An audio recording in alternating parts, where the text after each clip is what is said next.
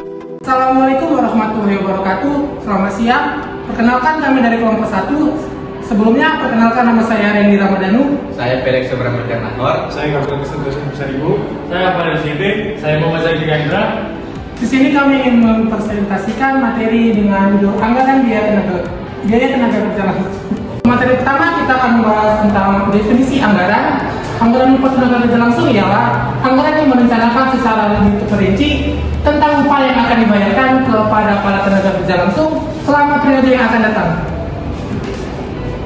Ya, yang berikutnya yaitu fungsi atau kegunaan anggaran tenaga kerja langsung. Yaitu yang pertama, penggunaan TKL atau tenaga kerja langsung dan biaya yang lebih terencana. Yang kedua, harga pokok dapat dihitung dengan tepat. Yang ketiga, dapat digunakan sebagai alat pengawas. Dan yang keempat, alat pengawas biaya tenaga kerja. Oke, yang ketiga akan membahas faktor-faktor yang diperhatikan dalam penyusunan anggaran tenaga kerja langsung. Yang pertama adalah rencana produksi. Yang kedua, bagian atau departemen yang digunakan untuk melakukan proses produksi. Yang ketiga, ada sistem penyelesaian produk, waktu yang dibutuhkan untuk menghasilkan suatu unit produk. Lalu yang terakhir atau yang keempat, sistem yang akan digunakan. Berikutnya adalah perencanaan dan biaya tenaga kerja langsung yang efektif memiliki keuntungan perusahaan sebagai berikut. Yang pertama, fungsi personel dapat ditampilkan lebih efisien karena ada dasar untuk perencanaan yang efektif. Pengarahan, pelatihan, dan penggunaan personel.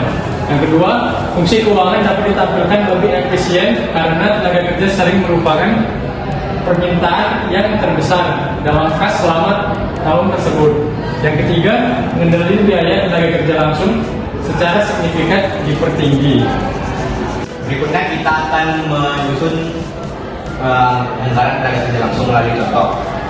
Di sini terdapat PT Makassar memiliki 3 bagian produksi, yakni bagian 1, 2, dan 3 yang memproduksi 2 macam produk, yaitu X dan Y. Produk X diproduksi melalui 3 bagian, sedangkan produk Y diproduksi hanya melalui bagian 1 dan bagian 3.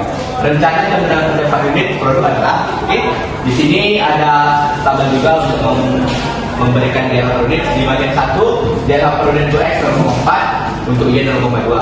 Bagian 2 untuk X 0,2 sedangkan Y 0,0. Kenapa? Karena di soal tadi dikatakan produk Y hanya diproduksi dari bagian 1 dan bagian 3. Lalu di sini juga di bagian 3 diagram per unit untuk X ada 0,4, Y ada 0,2.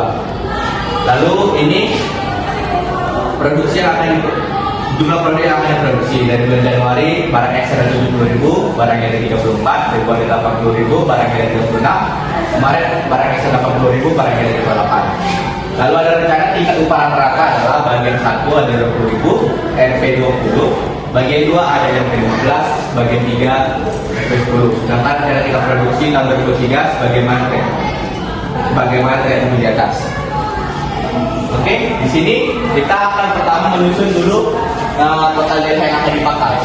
Di bulan Januari pada bagian 1 tadi dikatakan produksi barang X itu pada bulan Januari ada 70.000, makanya kita masukkan di produksi 70.000, baru kita buat di DLH tadi yang sudah di tabel berikutnya adalah 0,4 pada produk X di bagian 1. Lalu kita kalikan dapat 28.000. Baru setelah itu kita kalikan tarif itu bisa kita dapat yang tadi di bawah itu dikalikan 28.000 kali 20.000 dapat 560.000.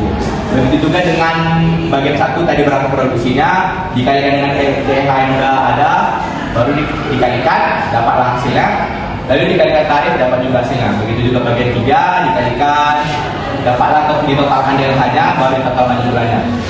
Baru kita juga pindah ke produk Y. Pada bulan Januari tadi katanya dia memproduksi 34.000, masukkan 34.000.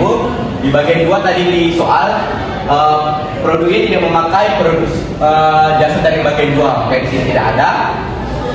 Masukkan juga pada bagian 3 jumlah produksinya, baru dikalikan DLH yang tadi yang digunakan produk Y bagian 1 0,2 dan bagian 3 juga 0,2 dikalikan, baru dikalikan juga dengan tarif sama seperti yang ini, hukum sama 10 dikalikan dapat hasilnya ditotalkan, baru yang ini ditotalkan, yang ini juga ditotalkan dapat segini. Baru kita lanjut ke bulan Februari sama seperti tadi, cuma bedanya hanya di produksinya. Karena di bulan Februari diminta produksi sebanyak 80.000, 40.000. Tinggal masukkan aja produksinya. diganti. Ini tadi 10.000, di sini juga 80.000. DH-nya juga sama, keluar totalnya pasti dikalikan. Sama seperti juga, kenapa tidak ada bagian 2? Karena tadi di soal bagian 2 tidak, barangnya tidak memakai produksi dari bagian 2, makanya di total totalnya. Dan berapa juga sama, hanya diganti produksi aja. Dan kebetulan di sini untuk barangnya sama, dia sama dengan bulan Februari, sedangkan di barangnya dia berbeda 36.000. Jadi tinggal dimasukkan aja angka. Lalu simpel inilah untuk menyusun anggaran dari terbiaya tenaga langsung. Sekian dari presentasi kami, terima kasih.